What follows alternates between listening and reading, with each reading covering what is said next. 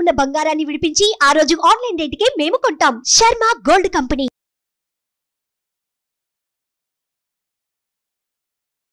Hi hello welcome to our channel. ఈరోజు మనతో పాటు ఉన్నారు భారతీ శంకరపీఠ వ్యవస్థాపకులు శ్రీ అన్నవరపు తిరుపతి మూర్తి అవధాని గారు. నమస్కారం గురువు గారు. ఓం శ్రీ మహాగణాధిపతయే నమః. ఫిబ్రవరి 5వ తేదీన పంచమి అయితే ఉంది.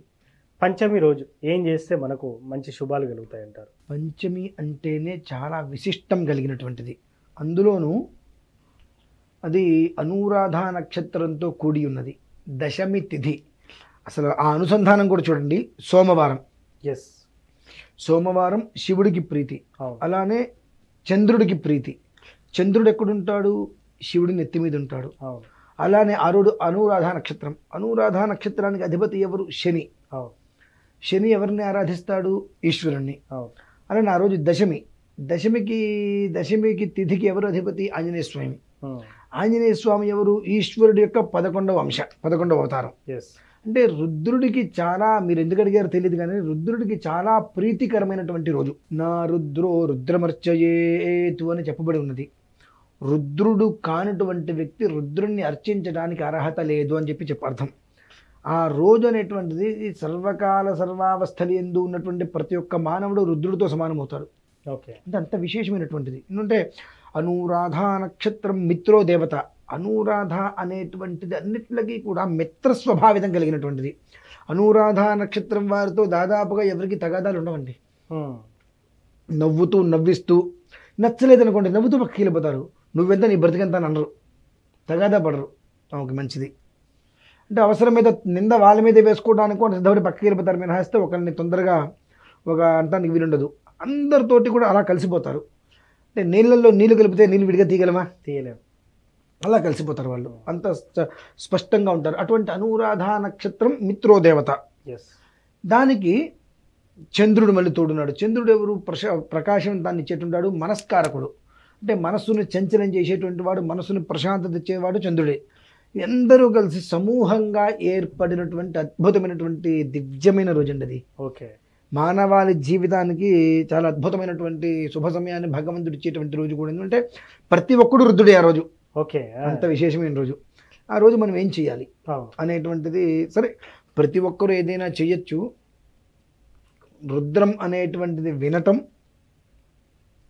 అభిషేకం చేసుకోవటం, పారాయణ చేయించడం విశేషం. అయితే ఇక్కడ ప్రధానంగా మేము ఒకటి ఆరాధన చేస్తున్నామండి ఆ రోజు. ఓకే, మనకు శివరాత్రిని పురస్కరించుకొని లాస్ట్ మేము ఉజ్జయిని వెళ్ళినప్పుడు అక్కడ అవంతికాపురం, ఈ కుజుడు జన్మించినటువంటి స్థలం అవంతికాపురం.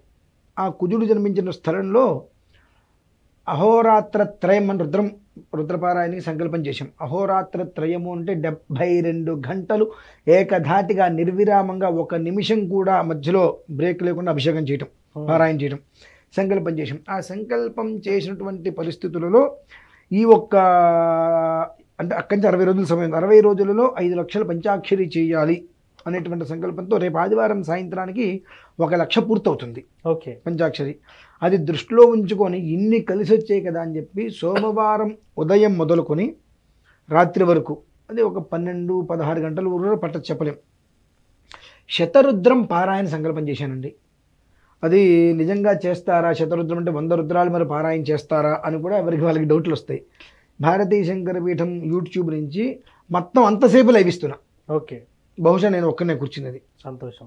రెండో మనిషి కూడా అక్కడ లేరు. ఒక్కనే కూర్చుని ఉదయం 6:30, 7, 7:30 మధ్యలో కూర్చుంటాను. ఓం నమో భగవతే రుద్రయాన్ని మొదలు పెడితే 100 రుద్రాలు పూర్తయ్యేందుకు అక్కడే కూర్చొని ఆ ఒక్క రుద్రం అనేటువంటిది యావత్ ప్రపంచానికో లేదా భారతదేశానికో లేదా మన తెలుగు రాష్ట్రాల్లో ఉన్న ప్రజలకో ఆ రుద్రంలో ఉండేటువంటి ఒక మంత్ర ఫలితాన్ని ప్రసాదంగా అందించాలని ఒక ఉద్దేశంతో నేను ఆ రోజు చేస్తున్నా. అలానే ప్రతి ఇంట్లో కూడా ప్రతి మనిషి అంత శివలింగం కూడా లేదు.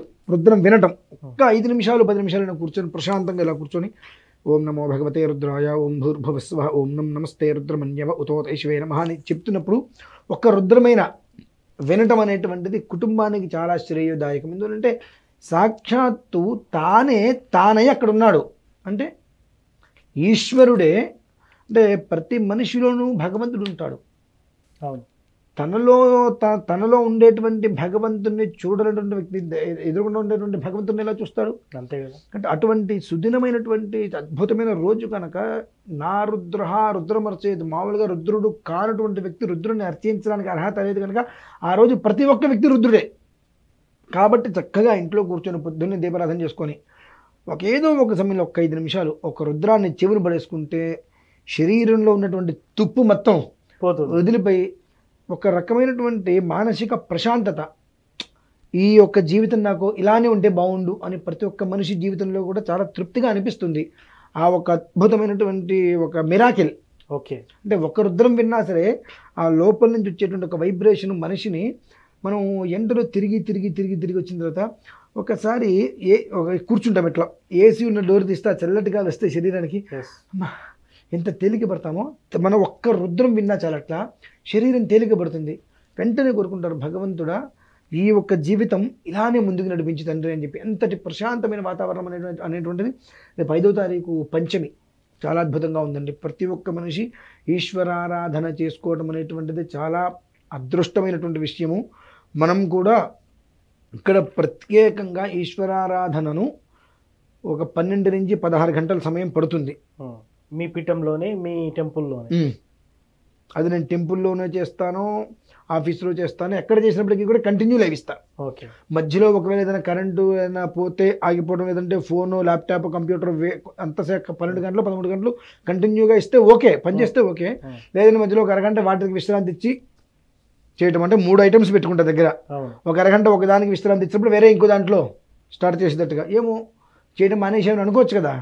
అంటే జనాలందరూ కూడా అండి ప్రత్యక్షంగా మనం చేసేటువంటిది కనిపిస్తున్నప్పటికీ కూడా వాళ్ళ కళ్ళు కనిపించవు, నమ్మలేరు, ఏదో ఒకటి ఆలోచిస్తూనే ఉంటారు.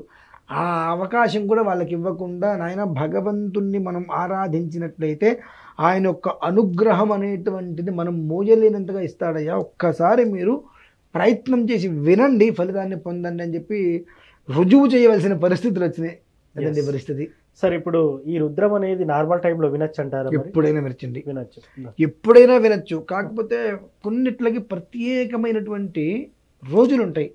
ఆ రోజులలో ఒకటైతే ఇది మేము అహోరాత్ర త్రయం అనేటువంటి దానికి సంకల్పం చేసి పంచాక్షరి చేద్దాం అనుకున్న దాంట్లో 1,00,000 పూర్తి చేసినటువంటి సమయం కూడా.